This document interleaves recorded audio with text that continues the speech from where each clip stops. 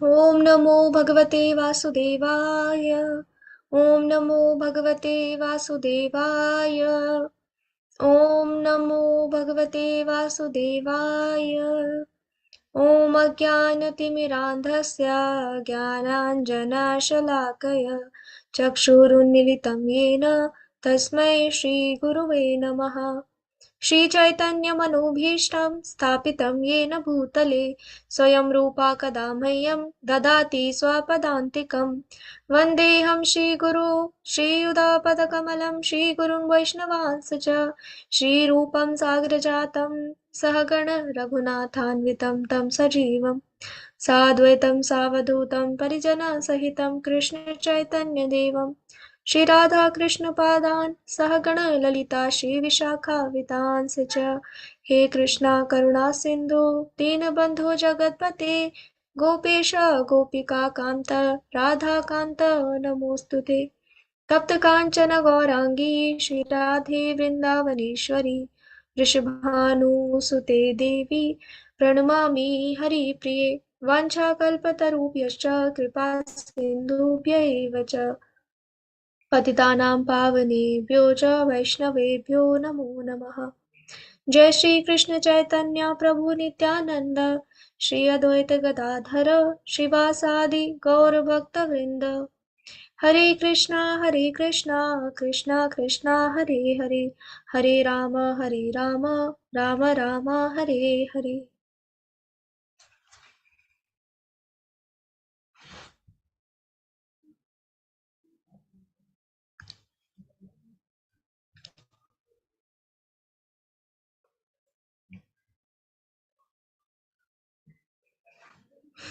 हरे कृष्णा।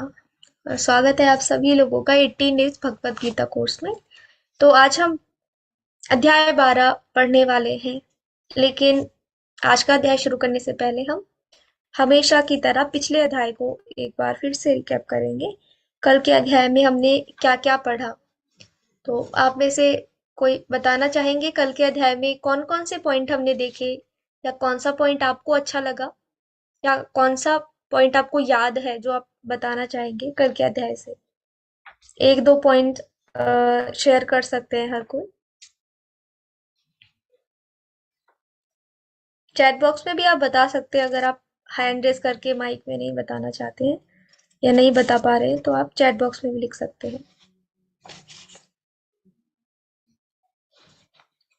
कल के अध्याय में भगवान का विश्व रूप हमने देखा था।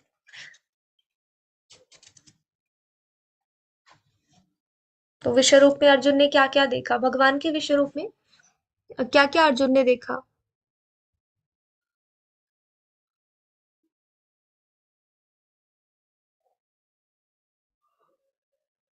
किसी को याद नहीं है?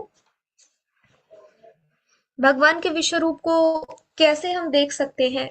क्या नॉर्मली सामान्य आंखों से हम भगवान के विश्व रूप को देख सकते हैं? हरे कृष्णा रानावत माता जी, प्रभु जी। हरे कृष्णा माता जी। माता जी, एक तो दिव्य शक्ति चाहिए जी उसको देखने के लिए, विश्व रूप को देखने के लिए। जी हेलो। हाँ, और उसके अलावा जी भगवान जी के जो है उसमें कई देवी देवता देखे गए, कई असुर देखे गए। इतने डरावना वो था कि मतलब अर्जुन जो है वो घबरा गए वो रूप देख करके, इसलिए उन्होंने वापस उनको अपने उसमें चतुर्भुज रूप में आने को कहा। कई ब्रह्मांड, पूरा ब्रह्मांड उन्होंने दिखाया उस रूप में अपने। जी प्रभु जी, बिल्कुल सही। हरे कृष्णा। हरे कृष्णा। तो हरे कृष्णा शीतल माता जी। हरे कृष्णा माता जी, दंडवत प्रणाम। दंडवत प्रणाम माता जी। हाँ माता जी, श्री कृष्ण जी का जो कल विराट रूप देखा अर्जुन ने, उसमें पूरा ब्रह्मांड और सभी देवी देवता असुर शक्तियां सभी, मतलब उनके छोटे एक रोम रोम में भी वो एक मतलब दिव्य शक्ति और सभी असुर असुर असुर जीव जंतु सब निकल रहे थे, वो दिखा है उनके शंख गदा चक्र जो उनके उनके पास रहते हैं। हाँ, वो सब चीजें उन्होंने देखी है। और वो उनके विराट रूप को देख के अर्जुन विचलित हो रहे थे और प्रभु से प्रार्थना कर रहे थे कि मतलब आप नॉर्मल अपने मेरे को अपने उसी रूप में, मतलब जो मेरा सखा वही रूप में आ जाइए। जी माता जी। और असुर क्या कर रहे थे? भगवान के विश्व रूप में हमने देखा असुर असुर क्या कर रहे थे विश्व रूप में, कैसे दिखाई दिए? वही माता जी की भगवान की शरणागत आके असुर भी मतलब अपना शांत रूप में मतलब जैसे बोलते हैं ना कि भगवान के शरण में आ गए हैं, तो उनके वो भी सब पाप नष्ट हो गए, असुर शक्ति। जी माता जब जी। हरे अगर कृष्णा। मैं सही हूँ तो माता जी, हरे कृष्णा माता जी। हरे कृष्ण। हरे कृष्णा राहुल प्रभु जी।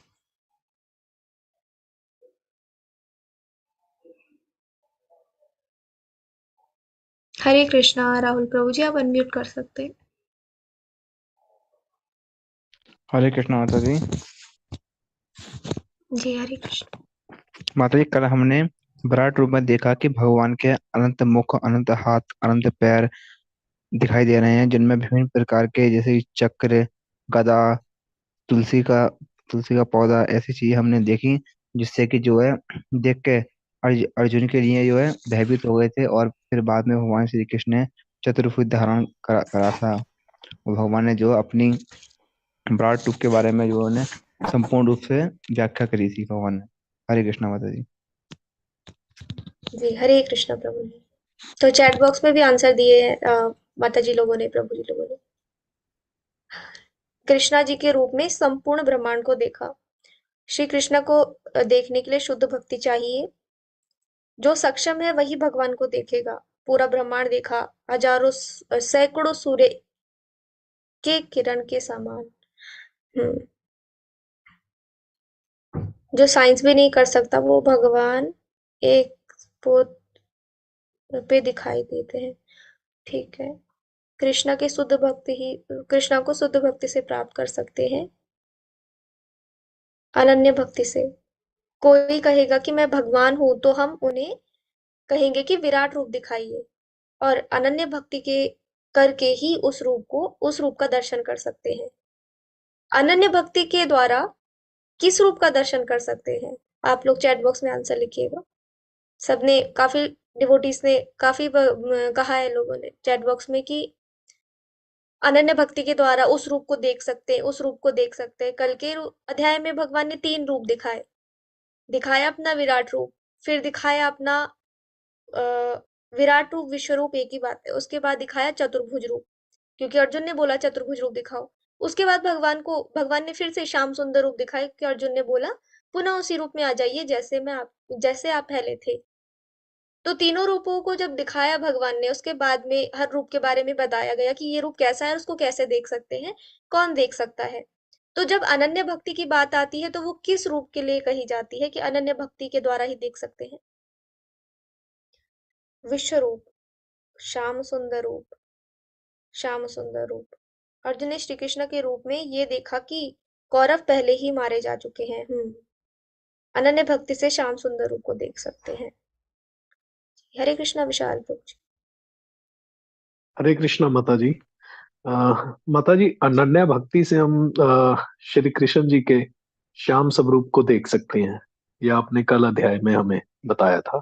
हम्म जी। जी जी माता जी जी। जी, बिल्कुल। तो बिल्कुल सही आंसर है श्याम सुंदर रूप। तो भगवान के श्याम सुंदर रूप को देख पाना दुष्कर है। विराट रूप को देख पाना कठिन है, किसी ने नहीं देखा, दिव्य दृष्टि चाहिए। लेकिन भगवान का श्याम सुंदर रूप देख पाना तो और भी ज्यादा दुष्कर है। उसको देखने के लिए अनन्य भक्ति चाहिए, भक्ति की आंखें चाहिए, और उसमें प्रेम रूपी अंजन यानी कि काजल लगा हो। इस प्रकार से भगवान के श्याम सुंदर रूप को देख सकते हैं। कल के अध्याय में हमने देखा कि विराट रूप जो है भगवान का, उसमें भूत भविष्य वर्तमान सब दिख रहा है अर्जुन को।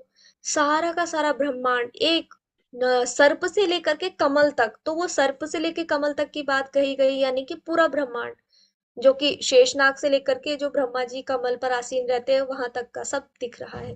उसमें दिख रहा है कि देवता और जो ऋषिगण हैं वो भगवान के ऊपर फूल बरसा रहे हैं या उच्च स्वरों में भगवान को संबोधित कर रहे हैं, और जो असुरगण है वो भयभीत होकर इधर उधर भाग रहे हैं। तो ये सारी चीजें देखी और उन्होंने देखा कि कौरव पहले ही मारे जा चुके हैं। भगवान ने दिखाया उनको कि अर्जुन केवल और केवल एक निमित्त मात्र है। कोई भी कार्य यानी कि जो कौरव है वो पहले से ही उनकी मृत्यु लिखी जा चुकी है, क्योंकि भगवान ही काल है। काल का अर्थ टाइम है। तो टाइम आने पर सब चीजें खत्म हो जाएंगी। तो अर्जुन केवल निमित्त मात्र है, इसलिए उसको युद्ध करना चाहिए। अंत में भगवान का श्याम सुंदर रूप देखा तब अर्जुन शांत हुए। और जब भगवान का विराट रूप देखा उसके बाद कई सारी प्रेयर्स की भगवान के लिए उन्होंने।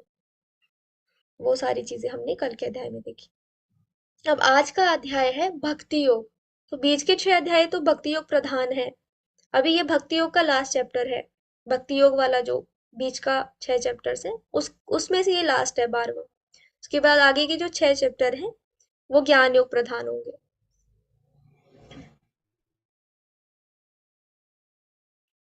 अर्जुना उवाच एवं सततयुक्ता ये भक्तस्त्वां पर्युपासते ये चाप्य अक्षरमव्यक्तम् तेषां के योगवित्तम। अर्जुन ने पूछा, जो आपकी सेवा में सदैव तत्पर रहते हैं या जो अव्यक्त निर्विशेष ब्रह्म की पूजा करते हैं, इन दोनों में से किसे अधिक पूर्ण या सिद्ध माना जाए। हरे कृष्णा। आप में से कोई पढ़ना चाहते हैं, हैंड रेज कर सकते हैं।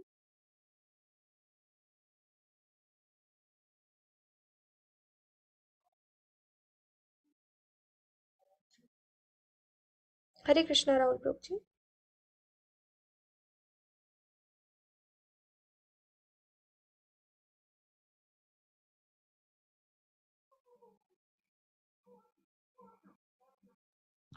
हरे कृष्णा माता जी। जी हरे कृष्ण। सामान्य आध्यात्मिकवादियों को जो श्रेणियों में विभाजित किया जा सकते हैं, निर्विशेषवादी तथा सतोगुणी सतोगुणीवादी। सतोगुणी भक्ति अपनी संपूर्ण शक्ति से परमेश्वर की सेवा करता है। निर्विशेषवादी भी श्री कृष्ण की सेवा करता है, किंतु प्रयत्न रूप में न करके वह अप्रत्यक्ष ब्रह्मा का ध्यान करते हैं। अतः इस अध्याय में हम देखेंगे कि परम सत्य की अनुभूति की विभिन्न विधियों में भक्ति योग सर्वोत्कृष्ट है। यदि कोई भगवान का शास्त्रीय है चाहता है तो उसे भक्ति करनी चाहिए। जो लोग भक्ति के द्वारा परमेश्वर की प्रत्यक्ष सेवा करते हैं वे सतोगुणी कहलाते हैं। जो लोग निर्विशेष ब्रह्मा का ध्यान करते हैं वे निर्विशेषवादी कहलाते हैं। यहाँ पर अर्जुन पूछता है कि इन दोनों में से कौन श्रेष्ठ है। यद्यपि परम सत्य के साक्षात्कार के अनेक साधन हैं, किंतु इस अध्याय में श्री कृष्ण भक्ति योग के सबों में श्रेष्ठ बताते हैं। हरे कृष्णा हमारे साथ। हरे कृष्णा।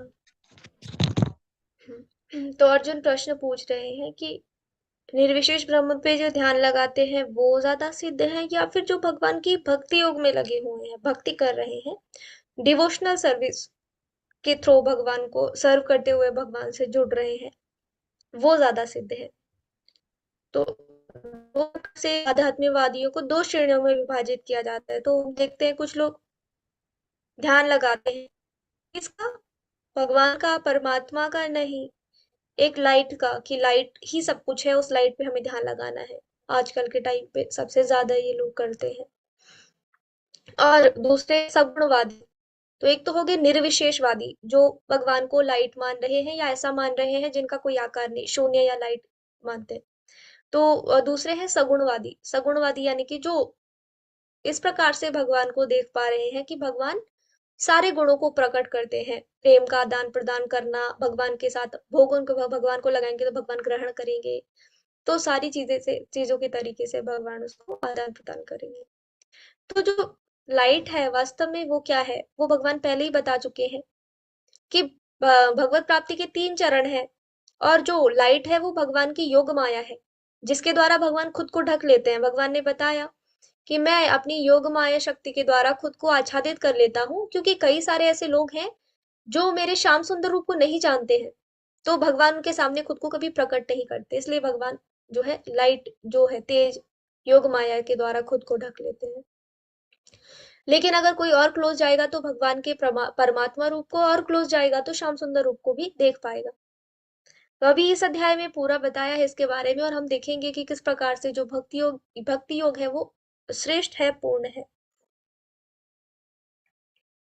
श्री भगवानुवाच मय्यावेश्य मनो ये मां नित्ययुक्ता उपासते श्रद्धया पर्युपेतास्ते मे युक्त तम मतः। श्री भगवान ने कहा, जो लोग अपने मन को मेरे साकार रूप में एकाग्र करते हैं और अत्यंत श्रद्धा पूर्वक मेरी पूजा करने में सदैव लगे रहते हैं, वे मेरे द्वारा परम यानी कि सिद्ध माने जाते हैं। तो भगवान खुद कह रहे हैं यहाँ पे, मैं नहीं कह रही हूँ, कोई और नहीं, भगवान स्वयं कह रहे हैं कि जो साकार रूप में एकाग्र करके भगवान की श्रद्धा पूर्वक पूजा करने में लगे रहते हैं, यानी कि साकार रूप में भगवान को जानते हैं, उस तरीके से भगवान को सर्व करते हैं, वो ज्यादा परम है। क्यों है आगे भगवान बताएंगे। क्लेशोऽधिकरस्तेषाम् अव्यक्तासक्तचेतसाम् अव्यक्ता हि गतिर्दुःखं देहवप्यत्रिव्याप्यते। जिन लोगों के मन परमेश्वर के अव्यक्त निराकार स्वरूप के प्रति आसक्त हैं, उनके लिए प्रगति कर पाना अत्यंत कष्टप्रद है। देहधारियों के लिए उस क्षेत्र में प्रगति कर पाना सदैव दुष्कर होता है। तो पहली चीज तो हम देख रहे हैं यहाँ पे क्या बता रहे हैं भगवान। जब हम निर्विशेष निराकार पे ध्यान लगाते हैं तो हम बोलेंगे कि आपको ध्यान लगाना है, आपको जुड़ना है। ऐसे ही किसके साथ जुड़ना है? उसके साथ जुड़ना है जिसका कोई आकार नहीं है, उसके शरीर नहीं है, उसकी आंखें भी नहीं है, उसका नाम भी नहीं है, वो दिखता है कैसा है पता नहीं है, तो हमें उसके बारे में कुछ पता ही नहीं है, हम उस पर ध्यान कैसे लगा पाएंगे? ये बहुत ज्यादा कठिन हो जाता है। लेकिन उसके साथ ही हम देखें, अगर हमें ये कहा जाए कि हमें ध्यान लगाना है या आदान प्रदान करना है किसके साथ? जिसका एक साकार रूप है, उसका गुण है, उसकी लीलाएं हैं, उसकी आंखें हैं, उसका नाम है, उसके होंठ हैं, चरण है। इस प्रकार से पूरा अगर बताया जाए तो एक साकार रूप में हम ज्यादा अच्छे से ध्यान लगा पाएंगे और ज्यादा अच्छे से उससे जुड़ पाएंगे। तो जो निराकार रास्ते पे जा रहे हैं वहां पे प्रगति कर पाना ज्यादा कठिन हो जाता है। और दूसरा, जो भगवान के निराकार रूप में आगे बढ़ रहे हैं तो पूरी की पूरी जिम्मेदारी उनकी हो जाती है। तो पहले पहले तो हम देखते हैं कई सारे लोग मेडिटेशन करना या फिर भगवान के ब्रह्म ब्रह्म ज्योति पे ध्यान लगाने के लिए आगे बढ़ जाते हैं। लेकिन जब वो आगे बढ़ के उनको कुछ नहीं मिलता है तो वो निराश हो जाते हैं और फिर वो भौतिक कार्यों में फिर से आ जाते हैं वापस निराश होकर के। उनको रस नहीं आता है क्योंकि जो निराकार जिस पे वो ध्यान लगा रहे हैं वहां पे वो जो प्रेम है उसका आदान प्रदान नहीं कर पा रहे, तो नीरस हो जाएगा, फिर वापस आ जाते हैं और भौतिक कार्यों में लिप्त हो जाते हैं। फिर धीरे धीरे भौतिक कार्यों में लिप्त हो जाते हैं तो वही लोभ की इच्छा या कई सारी यश अपयश ये सब चीजों में फंस जाते हैं और नहीं चाह पाते, भगवान को नहीं प्राप्त कर पाते। लेकिन जब कोई भगवान के साकार रूप में ध्यान लगाता है या उनसे जुड़ता है तो वहां पर वो भगवान से प्रेम कर रहा है और प्रेम पूर्वक आदान प्रदान कर रहा है, जिसके वजह से कभी भी उसको नीरस फील नहीं होगा। वहां पे एक रस है भगवान की भक्ति में, तो भगवान से डायरेक्टली जुड़ के उस रस का वो अनुभव करता है, प्रेम का आदान प्रदान करता है। इससे उसका कभी भी पतन का भय नहीं बना रहता। लेकिन दूसरी तरफ जो है पतन का भय बना रहता है।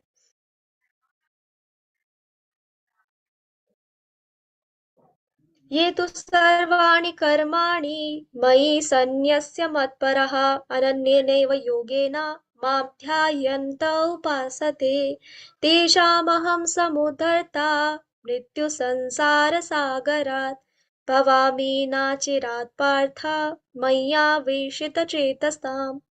जो अपने सारे कार्यों को मुझ में अर्पित करके तथा अविचलित भाव से मेरी भक्ति करते हुए मेरी पूजा करते हैं और अपने चित्तों को मुझ पर स्थिर करके निरंतर मेरा ध्यान करते हैं, उनके लिए हे पार्थ मैं जन्म मृत्यु के सागर से शीघ्र उद्धार करने वाला हूँ।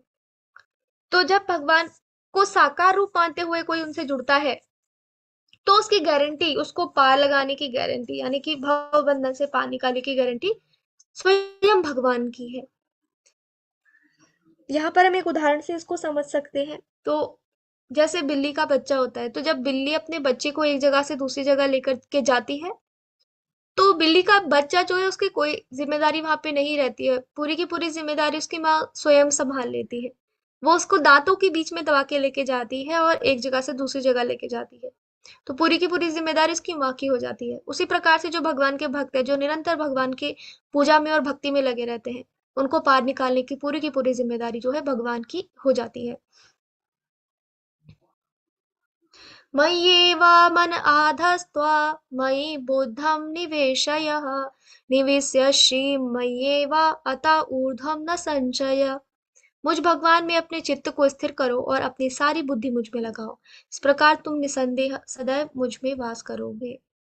अधा चित्तं समाधातुं न शक्नोषि मयि स्थिरम् अभ्यास योगेन ततो मामिच्छाप्तुं धनंजय। हे अर्जुन, हे धनंजय, यदि तुम अपने चित्त को अविचल भाव से मुझ पर स्थित नहीं कर सकते तो तुम भक्ति योग के विधि विधानों का पालन करो। इस प्रकार तुम मुझे प्राप्त करने की चाह उत्पन्न करोगे। तो सबसे पहले भगवान ने बोला कि क्या करो, अपने चित्त को मुझ में स्थिर करो, बुद्धि भी मुझ में लगाओ, हर प्रकार से, यानी कि भगवान से जुड़ना है, अपने मन से, अपनी बुद्धि से, अपने शरीर से, हर प्रकार से भगवान से जुड़ना है। इसे हम कहेंगे अनन्य भक्ति। तो भगवान कह रहे कि अनन्य भक्ति करो। लेकिन अगर तुम अनन्य भक्ति भी नहीं कर सकते हो तो भगवान कह रहे कि साधना भक्ति करो। साधना भक्ति जिसमें अलग अलग प्रकार से हम भगवान से जुड़ने के लिए विधि विधानों का पालन करते हैं। इसमें सारे विधि विधान, सुबह मंगल आरती करना, मंगल आरती में जल्दी उठना, उसके बाद भगवान को भोग लगाना, भगवान का श्रृंगार करना, और बाकी जितने भी अलग अलग विधि विधान है उनका हम पालन कर रहे हैं। तो अनन्य भक्ति अगर नहीं कर सकते तो साधना भक्ति करो, भगवान कह रहे हैं। फिर आगे भगवान बताते हैं, अभ्यासे अप्यसमर्थोऽसि मत्कर्मा परमो भव मदर्थम अपि कर्माणि कुर्वन् निस्सिद्धि व्याप्स्यसि। यदि तुम भक्ति योग की विधि विधानों का भी अभ्यास नहीं कर सकते तो मेरे लिए कर्म करने का प्रयत्न करो, क्योंकि मेरे लिए कर्म करने से तुम पूर्ण अवस्था यानी कि सिद्धि को प्राप्त होगे। तो भगवान कह रहे अगर तुम विधि विधानों का पालन नहीं कर सकते हो तो निष्काम कर्म योग करो, साधना भक्ति नहीं कर सकते हो तो निष्काम कर्म योग करो। तो ये कैसे कर सकते हैं हम? भगवान के लिए कार्य करके। जैसे मंदिर निर्माण हो रहा है तो मंदिर निर्माण में किसी भी प्रकार से हम सेवा दे सकते हैं, अपना तन से या धन से किसी भी प्रकार से दे सकते हैं। इसी प्रकार से फेस्टिवल होते हैं, बड़े बड़े, जन्माष्टमी है, रामनवमी होगा, गौर पूर्णिमा है, इसके अलावा फीस्ट होते हैं।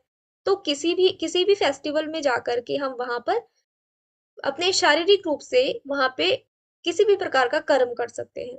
तो ये सारे के सारे जो है निष्काम कर्म को कर्म कहलाएगा। या संडे संडे को इस्कॉन में जाके कोई सेवा दे सकते हैं अपना, कि बाकी हम नहीं कर सकते हैं, साधना भक्ति नहीं कर पा रहे, ठीक है, झाड़ू पोछा भी हो, चाहे बर्तन धोने का है, चाहे भोग पकाने का सेवा है, कोई सी भी एक सेवा ले सकते हैं। तो इस प्रकार से भगवान कह रहे या तो तुम निष्काम कर्म योग करो।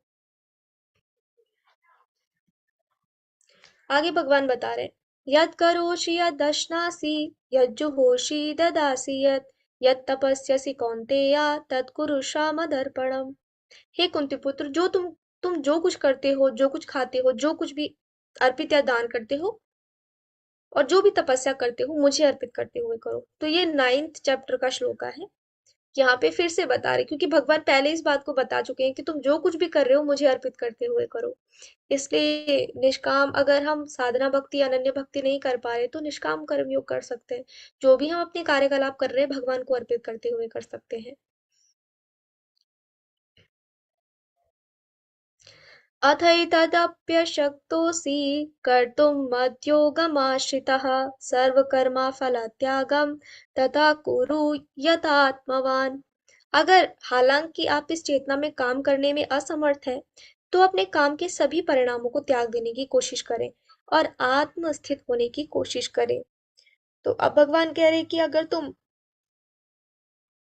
निष्काम कर्म योग भी नहीं कर सकते हो तो सकाम कर्म योग, यानी कि भगवान के लिए नहीं कर्म कर सक रहे हैं, तो सकाम कर्म योग जो भी हम कार्य कर रहे हैं खुद के लिए, खुद के पूर्ति के लिए जो भी कार्य कर रहे हैं, उनके फलों का त्याग कर देना।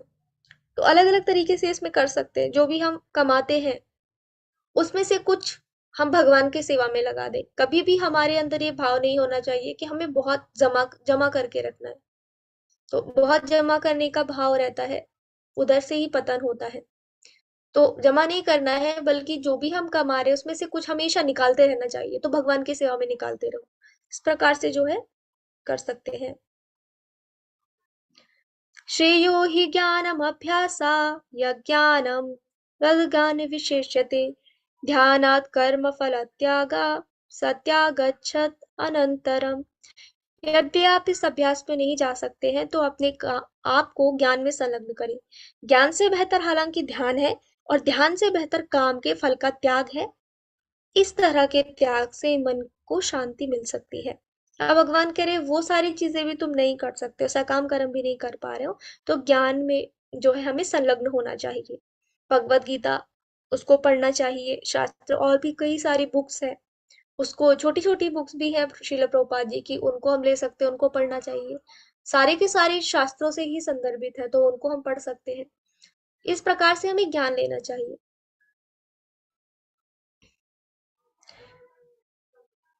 इससे क्या होगा, अगर हम ज्ञान लेंगे भगवान के बारे में, तो ज्ञान लेने से हमें पता चलेगा कि हम किस प्रकार से अपने कर्मों को सकाम रूप में यानी कि भगवान की सेवा में या इनका फलों का त्याग करते हुए कर सकते हैं।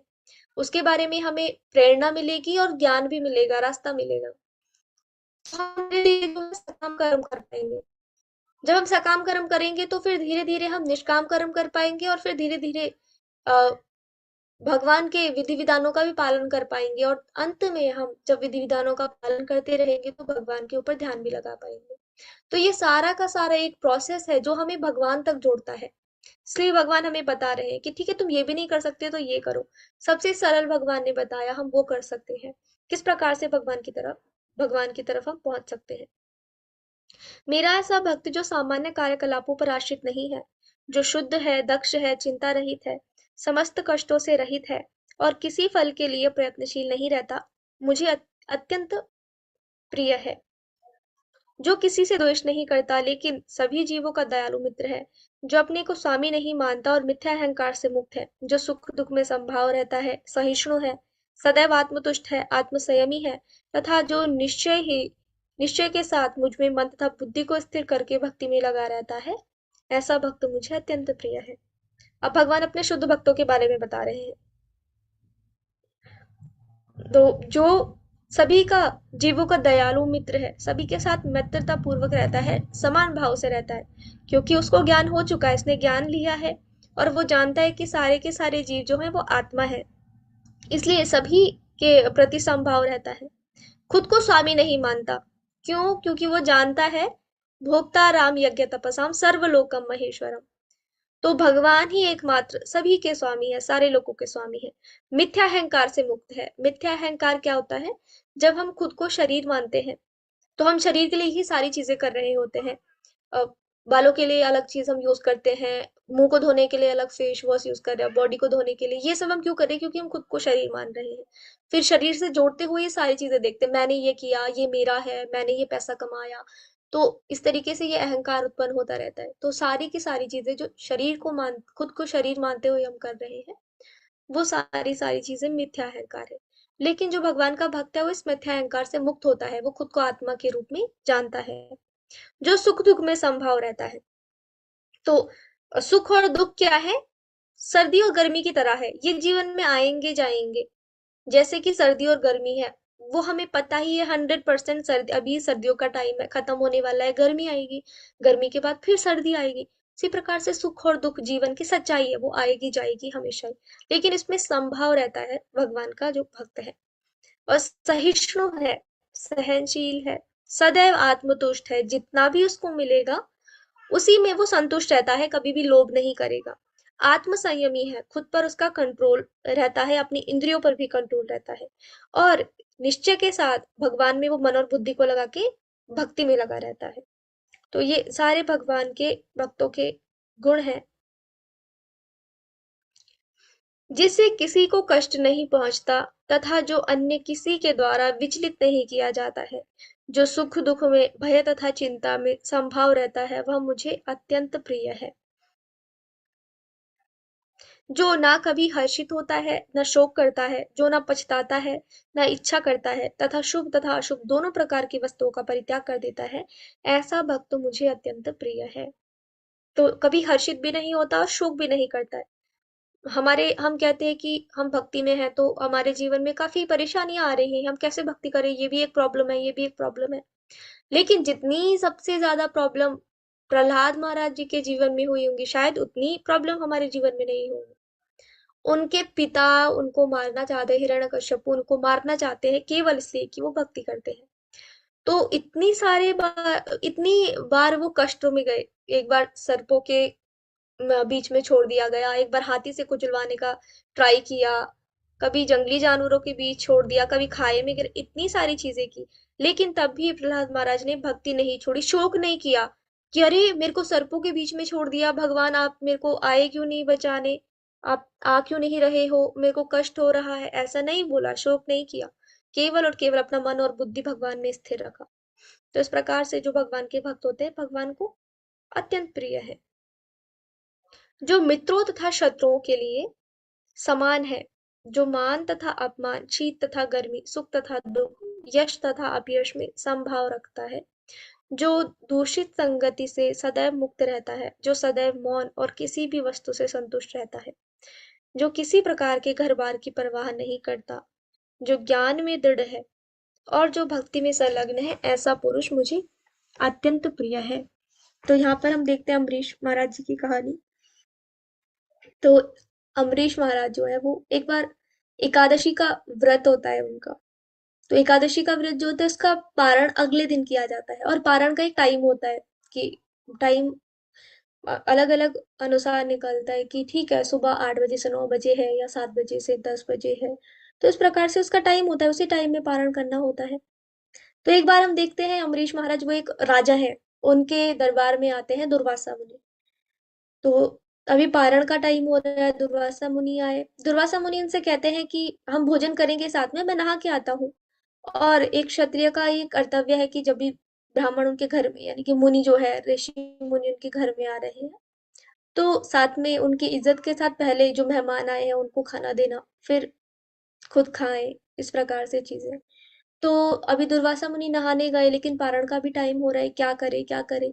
अगर उन्होंने पारण नहीं किया तो व्रत पूरा का पूरा खराब हो जाएगा। तो एक मंत्री उनको सलाह देते हैं, क्योंकि उनका निर्जला एकादशी है।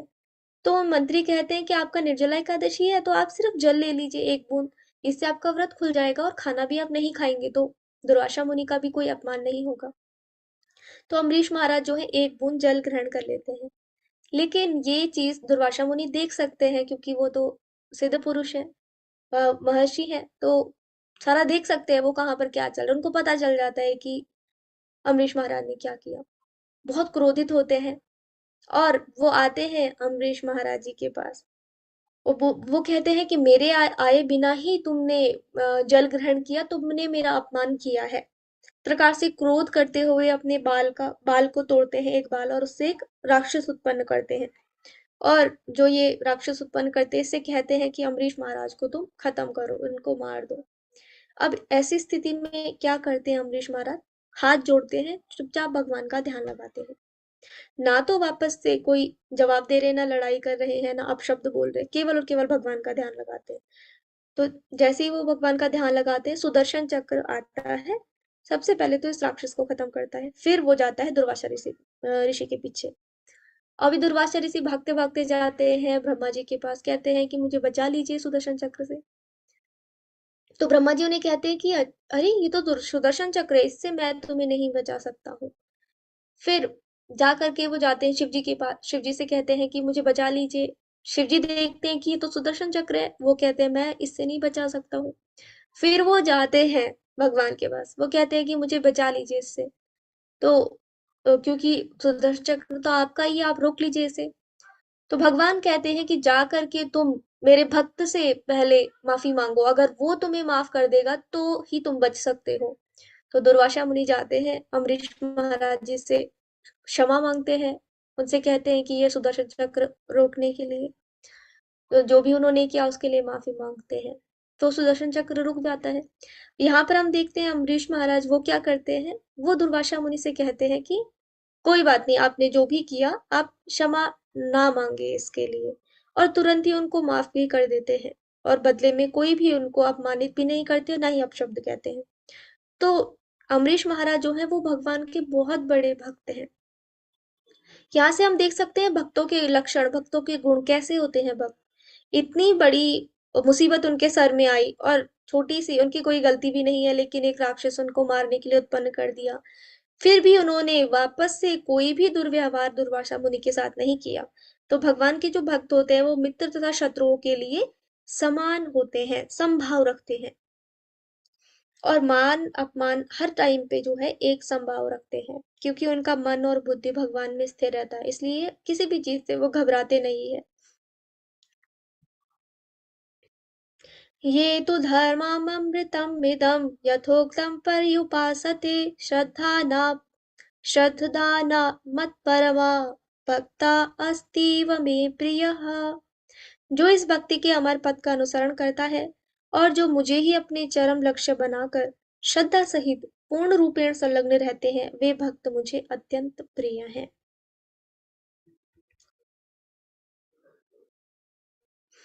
इस अध्याय में परम सत्य की जो निराकार धारणा वर्णित है, उसकी संस्तुति उस समय तक के लिए की गई है जब तक मनुष्य आत्म साक्षात्कार के लिए अपने आप को समर्पित नहीं कर देता।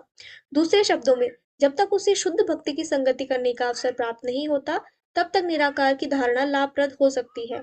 परम सत्य की निराकार धारणा में मनुष्य कर्म फल के बिना कर्म करता है और आत्मा तथा पदार्थ का ज्ञान प्राप्त करने के लिए ध्यान करता है। यह तभी तक आवश्यक है जब तक शुद्ध भक्ति की संगति प्राप्त न हो। सौभाग्यवश यदि कोई शुद्ध भक्ति में सीधे कृष्ण भावनामृत में संलग्न हो, तो उसे आत्म साक्षात्कार के इतने सोपान पार नहीं करने होते हैं। भगवत गीता के मध्य के 6 अध्यायों में जिस प्रकार भक्ति का वर्णन हुआ है वह अत्यंत हृदयग्राही है। तो आत्म साक्षात्कार की इच्छा जब हमारे मन में उत्पन्न होती है, तो शुरुआत में हम ध्यान कर सकते हैं। तो ध्यान से क्या होगा, हमारा जो माइंड है वो शांत होगा तो हम खुद से जुड़ पाएंगे, और सही क्या है गलत क्या है इसके लिए हमें ज्ञान लेना होगा, तो ज्ञान हम लेंगे, धीरे धीरे से हम चीजों को सीखेंगे। तो तब तक के लिए ये विधि सही है, जब तक कि हम सही तरीके से भक्तों से ना जुड़ जाएं, सही जगह पर ज्ञान प्राप्त करने के लिए ना जुड़ जाएं, तब तक हम ये सारी चीजें कर सकते हैं।